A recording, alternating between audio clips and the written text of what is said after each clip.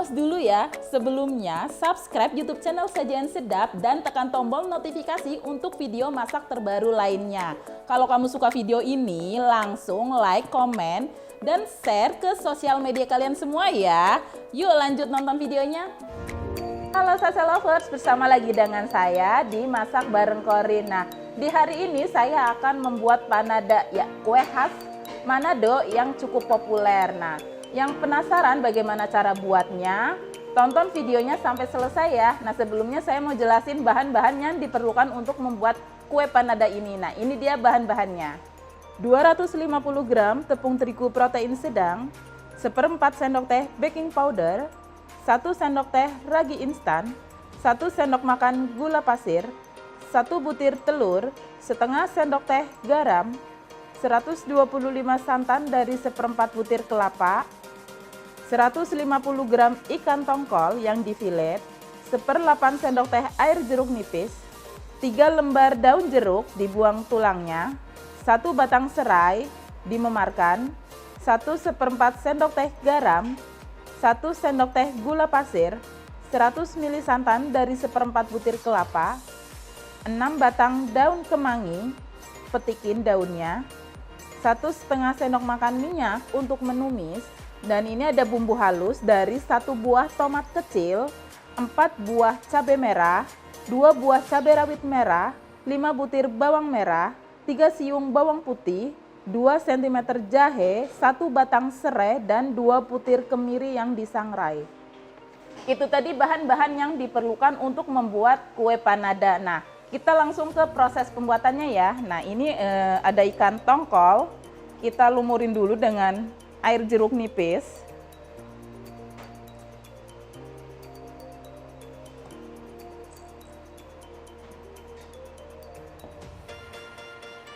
Kita marinasi. Nah, ini didiamkan 10 menit sebelum nantinya dikukus. Nah, setelah dimarinasi dan didiamkan selama 20 menit, kemudian kita kukus dulu.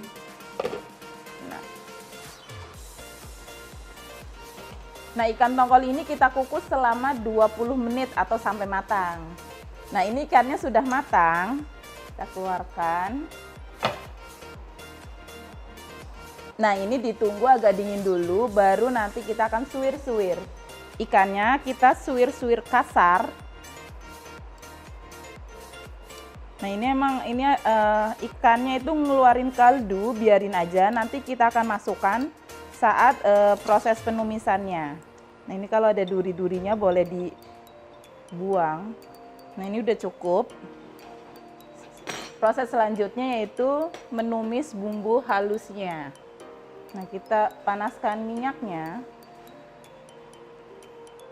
Masukkan bumbu halusnya.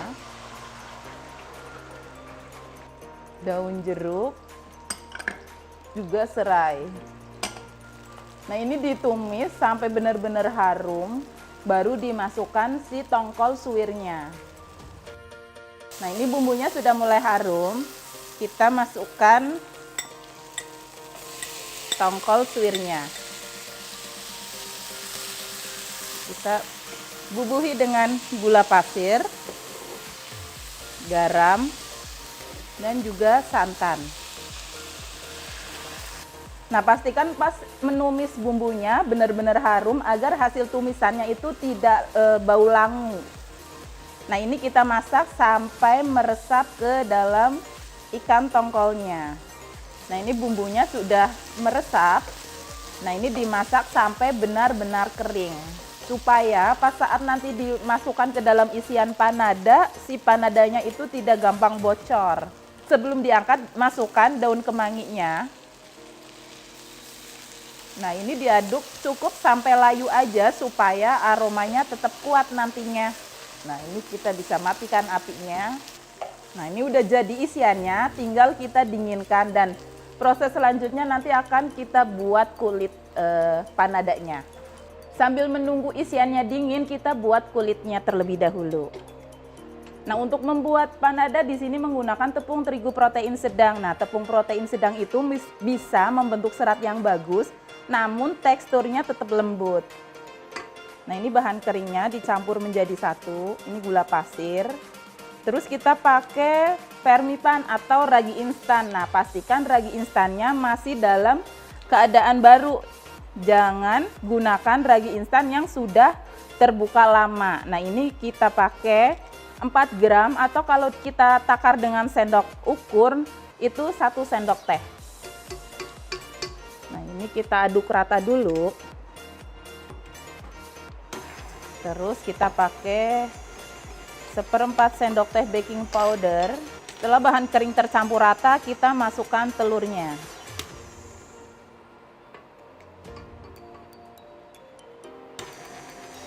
Lalu kita masukkan santannya.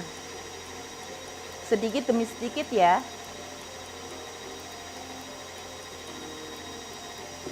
Nah, untuk garam jangan dimasukkan di awal. Kalau kita masukkan di awal nanti akan mempengaruhi kelembapan si panadanya karena garam itu menyerap air. Nah, ini sambil dituang sedikit demi sedikit. Nah, ini adonannya sudah mulai kalis, kita masukkan garamnya.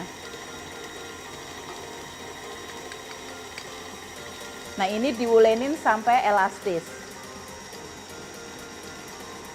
Pastikan adonan panada diulenin sampai elastis. Nah, kalau adonannya belum elastis tapi kita udah fermentasi, nanti hasilnya akan keras. Nah, ini sudah mulai elastis, kita turunkan kecepatannya. Nah, untuk mengecek adonannya udah elastis apa belum, kita bisa ambil sedikit adonannya. Nah, kita bisa lebarkan. Kalau dia dilebarkan terus tidak gampang sobek, itu tandanya adonannya sudah elastis. Nah, ini seperti ini. Ini adonannya sudah elastis. Nah, ini kita bulatkan seperti ini. Dan kita diamkan selama 20 menit. Untuk membuat panada juga waktu fermentasi itu harus sesuai dengan yang tertera di resep. Nah, ini bisa juga diganti dengan serbet. Nah, ini kita diamkan selama 20 menit. Ini adonan yang sudah difermentasi selama 20 menit. Nah, ini sudah mengembang. Kita kempiskan. Lalu kita potong timbang seberat 20 gram. Untuk besar kecilnya itu sesuai selera sase lovers, tapi lebih disarankan untuk membentuk panada itu jangan terlalu besar karena di saat penggorengan panada yang besar pasti membutuhkan waktu yang lama juga untuk mematangkan panadanya. Nah, kalau penggorengannya terlalu lama, sudah dipastikan minyak yang terserap di dalam panada juga cukup banyak. Jadi kita bikin potongan yang sedang saja, jangan yang terlalu besar. Nah, ini kita rounding dulu. Selanjutnya kita bentuk. Isian panada adalah tumisan dari ikan. Nah, khasnya itu menggunakan ikan cakalang. Nah, tadi kita di sini menggunakan ikan tongkol. Nah, selain itu bisa juga diganti dengan ikan tenggiri ataupun ikan yang lainnya. Nah, ini kita giling. Nah, untuk bentuk panada itu seperti bentuk pastel. Jadi dia dibentuk setengah lingkaran kemudian dipilin seperti pastel.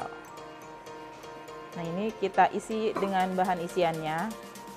Nah, ini mengapa tadi aku bilang untuk membuat isiannya itu harus kering. Nah, supaya isiannya itu tidak bocor keluar, maka kita harus menumis isiannya itu harus benar-benar kering.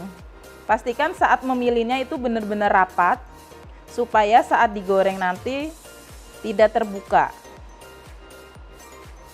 Panadanya sudah dibentuk semua, terus kita fermentasikan lagi selama 20 menit. Nah, sebelum panadanya digoreng, pastikan minyaknya sudah dipanaskan terlebih dahulu agar pas nanti 20 menit sih minyaknya sudah panas.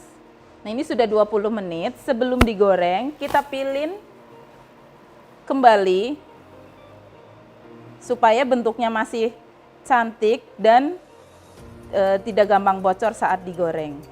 Nah, ini apinya cukup menggunakan api sedang saja. Nah, minyaknya lumayan banyak.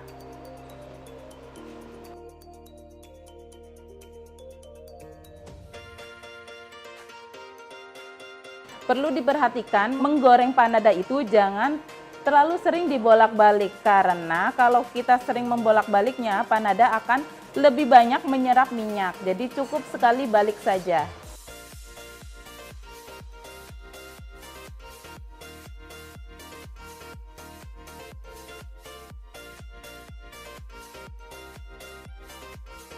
Nah, itu tadi bagaimana cara pembuatan panada. Nah, panada tinggal disajikan untuk keluarga tercinta. Jangan lupa untuk dipraktekkan di rumah ya. Dan jangan lupa untuk subscribe, like, komen, dan share YouTube channel kita Sajian Sedap. Sampai ketemu lagi di Masak Bareng Corin berikutnya. Bye-bye.